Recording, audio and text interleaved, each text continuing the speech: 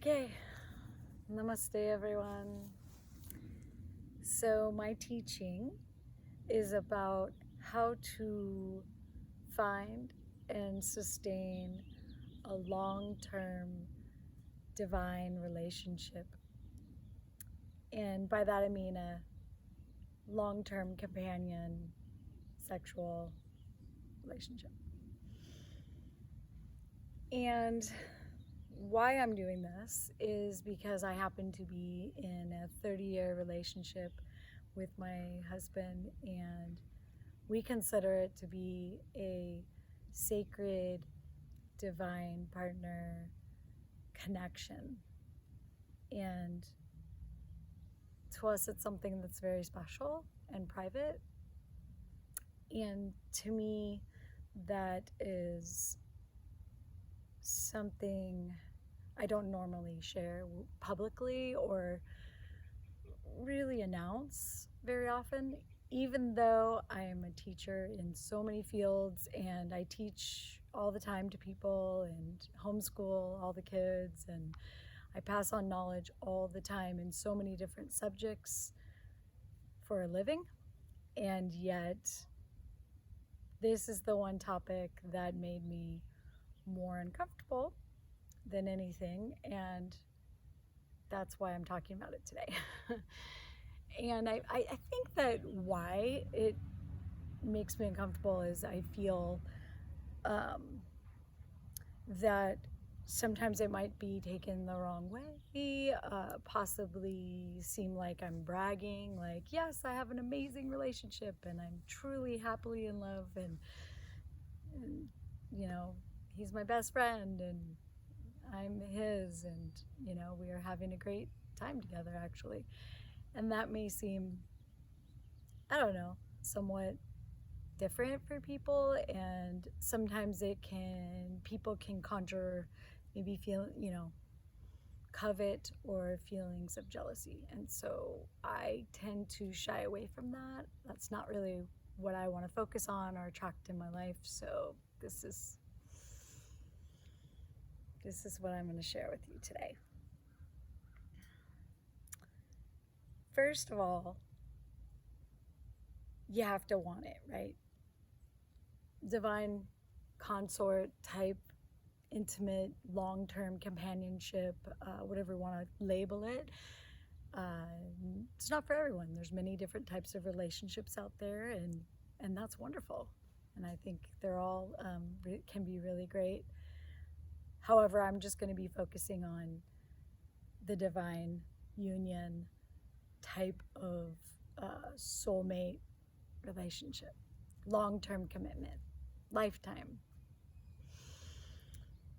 And in order to find that, you have to really want it. And for me, very young age, I was praying to Spirit, where's my one true love? I was a hopeless romantic, probably still am. And so that was my prayer, that was my focus. And for my partner as well, when, at a very young age, he imagined, someone he would spend his life with. And so we obviously were imagining each other.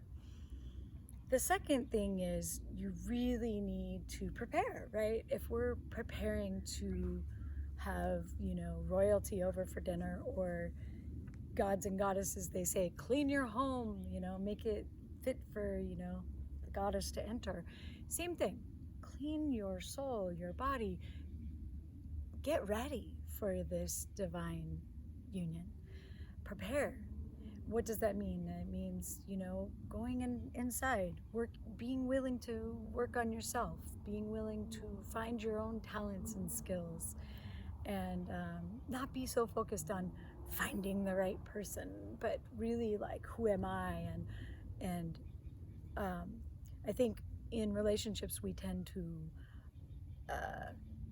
have a tall order of what we want our partner to be, and yet a lot of people forget that they also need to be that tall order for the other person, right? So, and once again, we attract where we're at. So if our list that we write of the most amazing, what we're attracted to or what we think we want in our lives, we also have to be reflecting that as well. So if we want someone we can trust, then we have to be someone we can trust.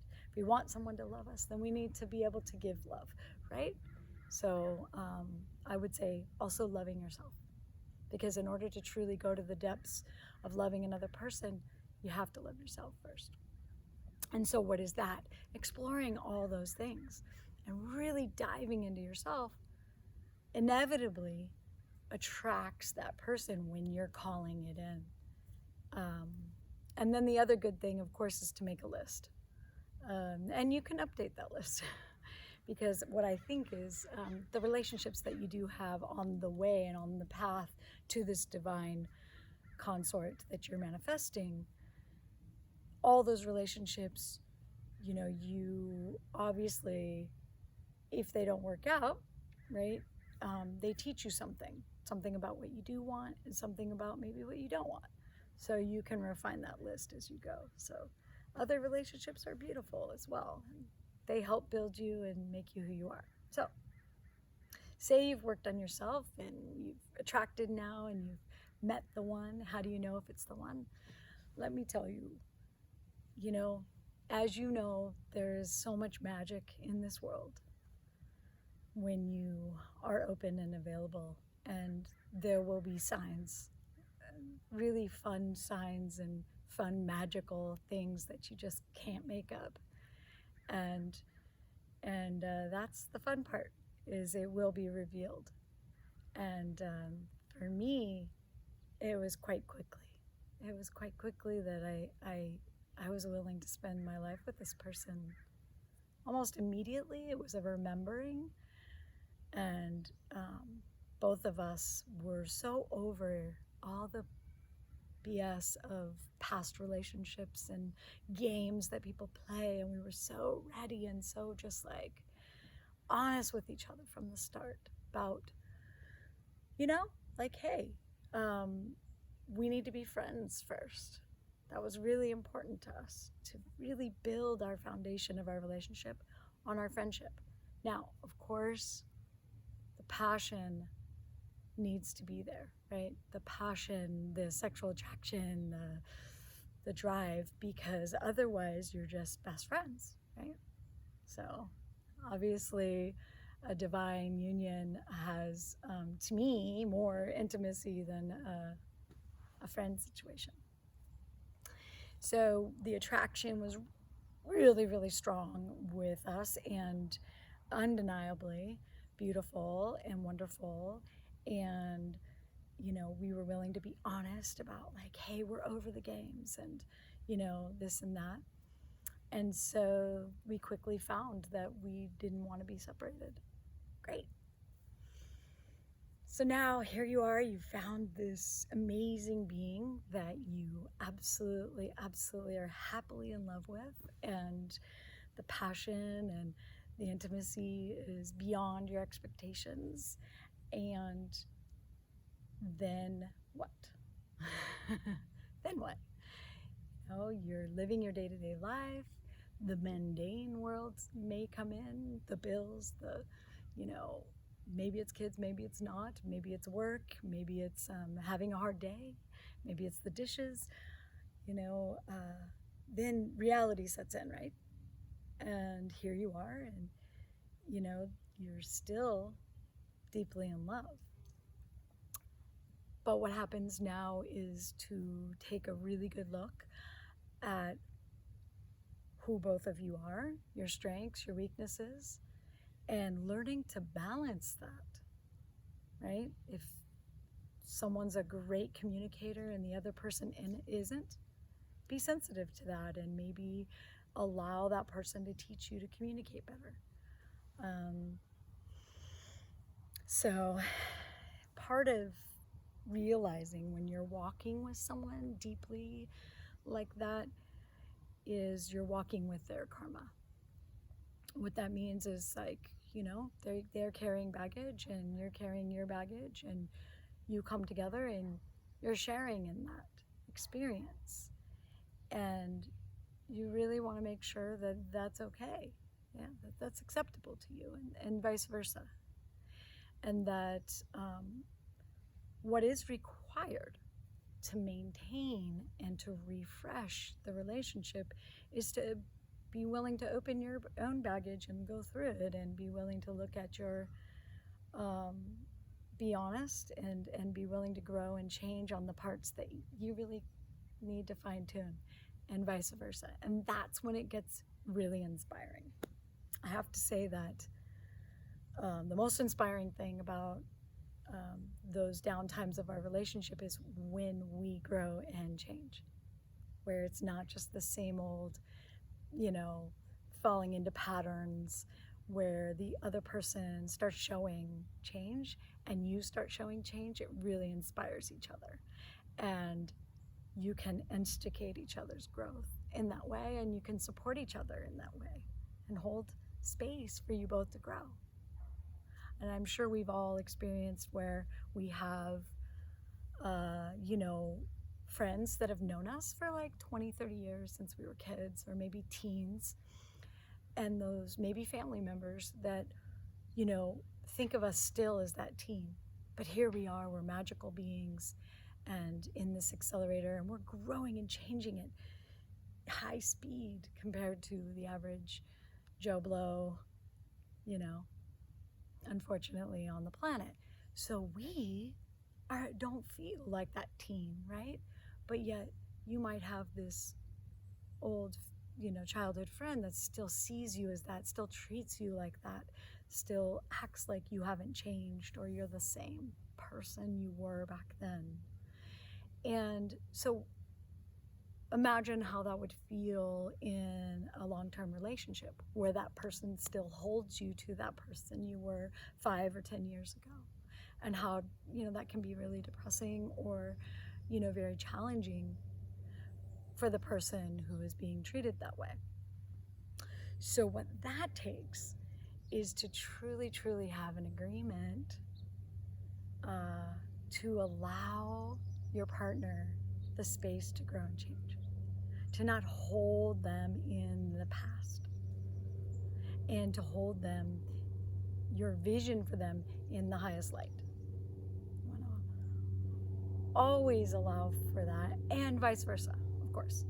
You want them to be able to reciprocate that. So what that leads to, like, say you've got some challenging moments, say, you know, you wake up feeling bitchy, we all do, and it just kind of comes out. Well, we have a game that we play, you know, we can say, hey, can I start over? And if the other person says yes, you can start over. You know, you can say, oh, you know, good morning. Just change your tone, and say, what I meant to say was, you know, and start over with a better tone, a better attitude. Because sometimes we get in our mood, we get in the grind, or we're just, you know, having a down moment, and we don't realize we've been kind of mean or rude, or you do realize it, but it's already out. So starting over game is kind of fun, because once it kind of bleh, you can go, wait, I want to take that back. Can I start over? And if you realize it in the moment that you're doing it, it's a really fun practice, and you can kind of laugh it off and laugh at yourself.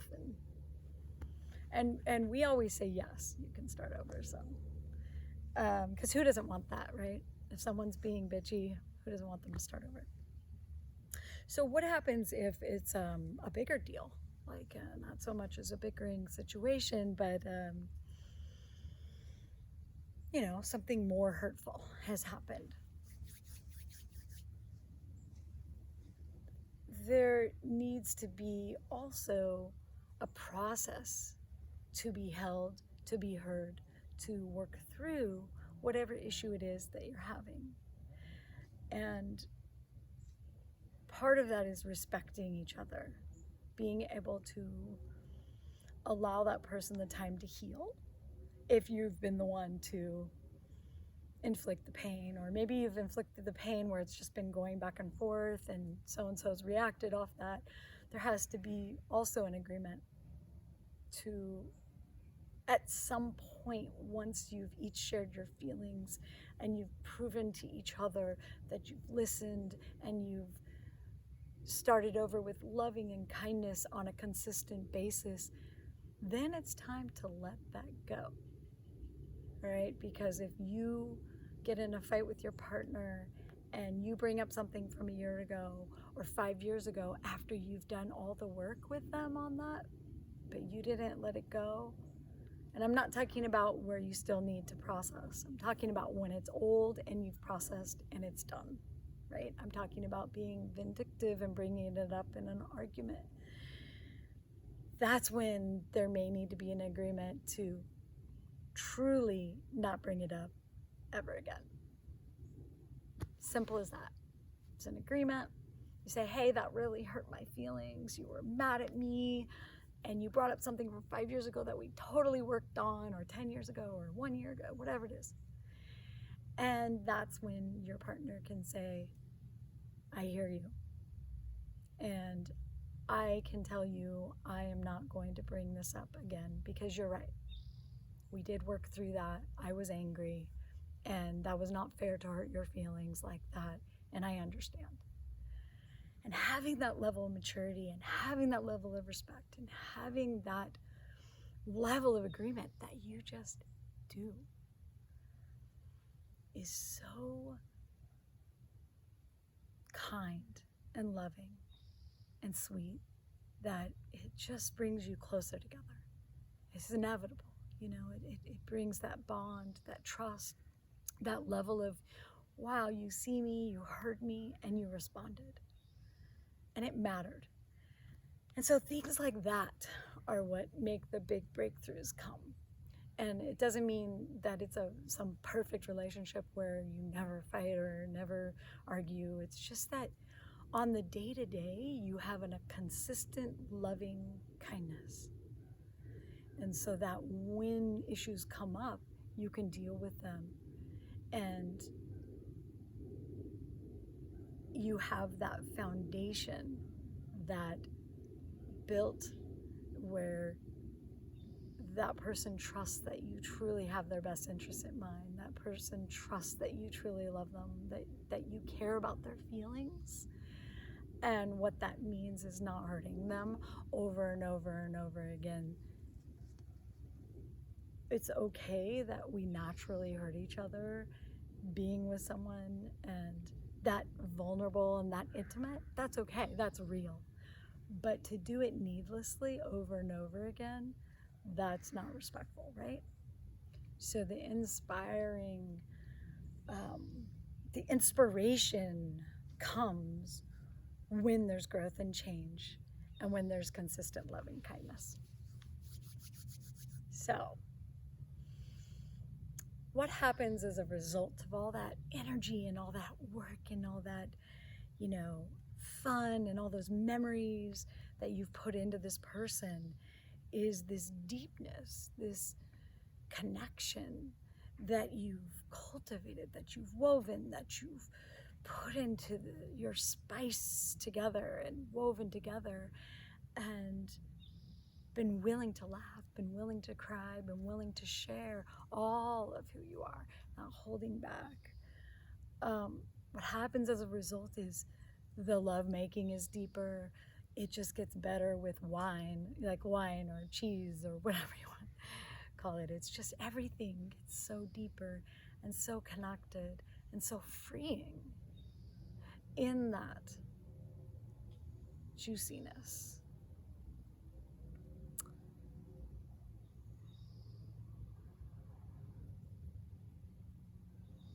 And what I would say,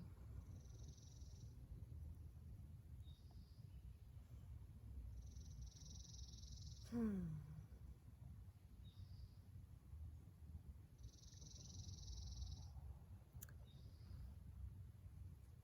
wrap it up, I would say that if this is what you really want, and you are willing to be vulnerable, and you're willing to share all of yourself, and your being with this special person, this special being that has given you the honor of spending their life with you, I would say find things that you love to do together, shared goals or projects or things you want to co-create together, and make those memories together. Weave your life together. Trust. Be open. Who knows? Be open to the magic and the depths, even if it's scary. If you know this is the right person and Spirit has shown you, maybe you've walked lifetimes before. Maybe you're just picking up where you left off. And it's healthy and it feels good. Just trust and open your heart to the possibilities and find how you fit together. And then have fun. Have fun doing it. Yeah. Because the depths at which you can go, to me, there's really, nothing like it. It's so different than someone you just met. So with that, I feel like my teaching is complete, and many blessings to you. Namaste.